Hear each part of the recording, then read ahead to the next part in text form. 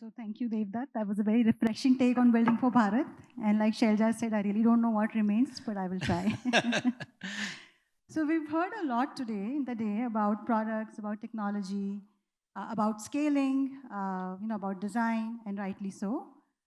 But at the heart of it, building a business is truly a profound human enterprise. Success cannot be fully forecasted or predicted. There are too many uncertainties, too many unpredictable turns, too many complex interactions between people, between markets and moments that no amount of road mapping can truly anticipate. But if there's one thing within our circle of influence, it is people. Customers whose needs and aspirations must be understood beyond data, founders whose vision and clarity are the soul of the company, and teams whose faith, whose trust, and whose energy drive that vision forward, even in the face of tremendous uncertainty. So, by centering these human elements, we don't just build products or platforms, we actually build institutions that last, cultures that nurture, and solutions that truly serve. And therefore, in the short 10-15 minutes that I have with you today, I want to zoom in on these very foundations. Let us start with the customer first. After all, they are the raison d'etre for any business in a country that is as diverse as India, with gazillions of lived realities, with diversity of contexts, of languages, of aspirations. How should founders approach truly understanding their customer? If you look at this question from the lens of Indian tradition and mythology, is there a way to think about this act of listening, observing, and responding to a customer's needs that go beyond market research, perhaps as an act of empathy or maybe even dharma? So these words like dharma and all, I'm very careful with because anybody can use it in every. Lawyers can use it all the time, especially when they are getting rid of criminals and saying, "I'm just doing my lawyer's dharma for 7 crore rupees." So these words can be misused, and our scriptures have always been very clear. That's why Vishnu is always smiling. Like there's a Hindi word which starts with "C," which I can't use. But that's what Vishnu is like. Who are you fooling? Who are you fooling? I know what you're doing. What game are you playing? That's why Vishnu is always smiling, because he's seeing you. So when it comes to customers, the question is, who is our customer? Let's ask ourselves the question. Usually in a startup company, it's the investor who is your customer. Because he's like a T-Rex chasing you. Ki bhaiya, mera paisa kidhar hai? $100 million I have given you. When are you becoming unicorn? Because I'm going to sell you right in the stock market. So that's the real customer. Who are you fooling?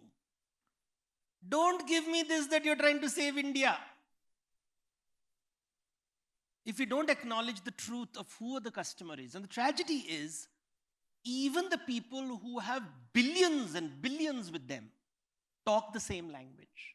They are not saying that, I'm an investor and I'm willing to lose money. And it's not losing money. There's a difference between lending and investing. Lending is when you want the return to come. And I don't mean the modern parlance of investment, which is actually lending in a evolved format with lawyers talking. Investment is where you let the other person eventually figure out a way in which he returns your money over time. And therefore, it is generational. Because it's like an olive tree. An olive tree will only give you olives 3 generations later. It will not give it to you tomorrow. So investment is about that. And lending is about, will the tree give me the harvest next day? So we have to ask ourselves whether founders are being enabled by, and who is that customer? And for me, this is the problem, because banks have become customers. The Ministry of Finance has become a customer. Because, the moment you earn money, I want tax. So we have these very powerful customers, so the other customer is forgotten. So who is our customer? Because when you do pujas in the house, you have Ishta Devata, Grama Devata, Graha Devata, Navagraha, Disha Devata, and then Bhagavan, Ishvara. So many devatas are there, and everybody wants food. Nothing is left for you in the end. And that's what is happening. So we have to clarify the definition of customer. And let's be clear, the customer is the T-Rex investor who calls himself angel. Yeah? Or is it that poor guy who's riding on the bike, delivering a pizza to you at 2 o'clock at night in 5 minutes? Very provocative. We will come back to this, but I will now turn to the founder, the one who holds the Oh, sorry, I original. spoke of customer. Yeah, sorry. Yes, Yeah. yes. So we come to the founder now, who holds the original spark and vision for the company.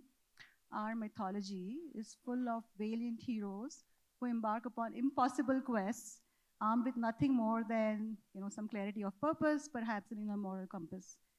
In today's world, the founder is this hero. He's expected to move fast, always win, make money for the investor. Is there a story or idea from the Indian tradition that helps reframe the founder's role, not as a controller of outcomes, but maybe a steward of energy and intent? So you see, when you see when people talk about founders, I always check the talent pipeline. Very large IT company in Bangalore. 15 years ago, I was invited for a lecture. And they talked about leadership. So the first question I asked them is, what is your leadership pipeline? And they all started laughing. They said, no, sir, there's no leadership pipeline. And I knew the founder of the company, who was worth by then several billions, was over 60, didn't think about the next generation. In our scriptures, there is something called Grahastha Ashram. I'm sorry, this Brahmacharya Ashram, student. Then Grahastha when you're productive. Then there is Vanaprastha. What is Vanaprastha? You've not really left, but you're preparing the next generation. And the moment that generation is ready to take over, you go into sannyasa. So this theory everybody knows. But you'll never see anybody giving up gaddi. In family businesses, when I work with family business young people, when the elders are in the room, they're all very respectful. Papa ji aaye hain, uncle ji aaye hain, and all that. And the moment the elders leave the room, all the young people are saying, Papa gaddi nahi chodte. So in Mahabharata, when Bhishma is the founder of the patriarch of the family, Krishna, he says he has ichha marana, he can decide whenever he wants to die. And Krishna says this man is like a banyan tree, he won't let anyone grow. So we are all told, be respectful of Bhishma. But what does Krishna do? He pins him to the ground like a pishan. Pin cushion hota hai na? He pins him and saying, watch your family kill each other. Because the world can continue without you. So founders are like Bhishma. They need to be pinned to the ground. And told the world continues without you, you don't matter. Please don't come to the next meeting. Please don't come and give your advice. It's boring. We have heard it before. Please send it on WhatsApp. Because they come and give you the same boring strategy. Now everybody talks about AI as if they're an expert. Everybody. 90-year-olds. Like, go. Put a photograph of Bhishma in front of them all the time. Or give them pin cushions. That is my advice to founders. Go away. Go. Vanaprastha. So much of Sanatan Dharma you have read and you talk about. You look at all the politicians, none of them are letting their gaddis go. All 60 plus. Gen Z is going to rule the world. Why are you in the parliament? Go. Vanaprastha, as per Manusmriti. Dharma Shastra says it. A world where the old man, like Yayati, feeds on the youth of his children. That is when society will collapse. Yayati told his young child to give up his youth so that he could stay young. We don't want Yayatis in our world. So you read the scriptures and tell Yayatis, stop it. You live for the next generation. So founders have to now let others find the way. That's all they have to do. Unfortunately, most of our founders are still in the Grahastha Ashram. Yeah, in many ways. Okay, so I have one last question and then we'll open it up to the audience.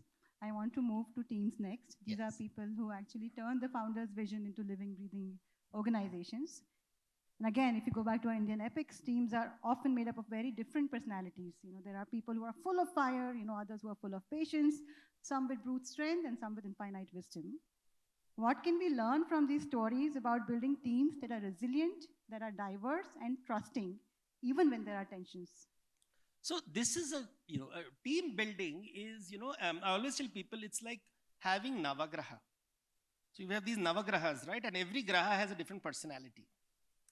And if it is put in the right permutation combination, it works like magic. And if it is not in the right permutation combination, it will mess up. It's called yoga. And anybody who knows astrology knows this, that it's about there are these permanent houses and you keep moving it around. Now you have to look at it. Now it is, the Western model is, dhava bolo. If I have a vision, we are all on the same page, and stop thinking, just do what you do. And this is very good if you're running a factory. Because in a factory, you don't want people to think, and eventually the factory worker who doesn't think will eventually become a robo. Because that's the plan, right? You create a factory worker who eventually becomes a robo or some other kind of intelligence. But Indians resist it. We like to think. We love to think. The reason why China calls us Luan, the land of chaos, is because Indians love to think.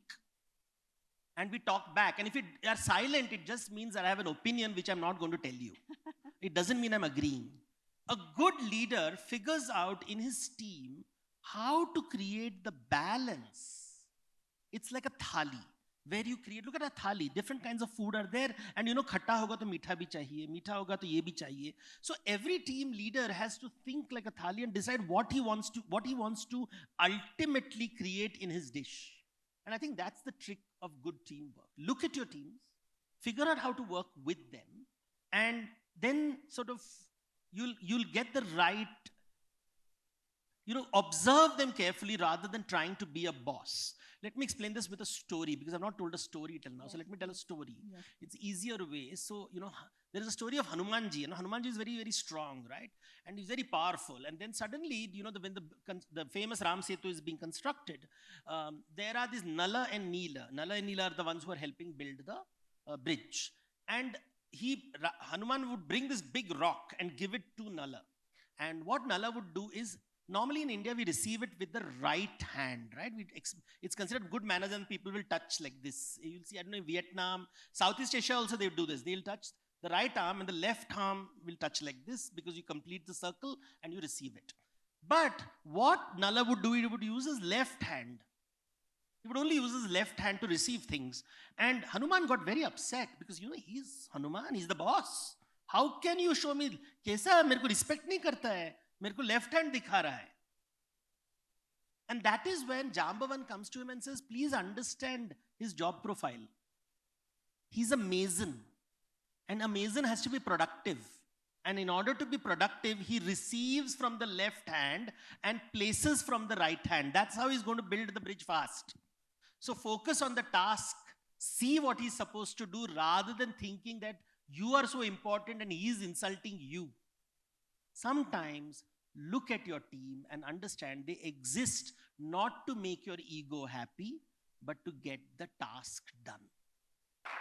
So I think this is the end of questions. Thank you so much, Devdutt, for bringing a very provocative, a very non-linear take to the conversation. The question I'm going to contemplate tonight is who's the customer, and I hope all of us sitting here do. With that, over to you, Shailja.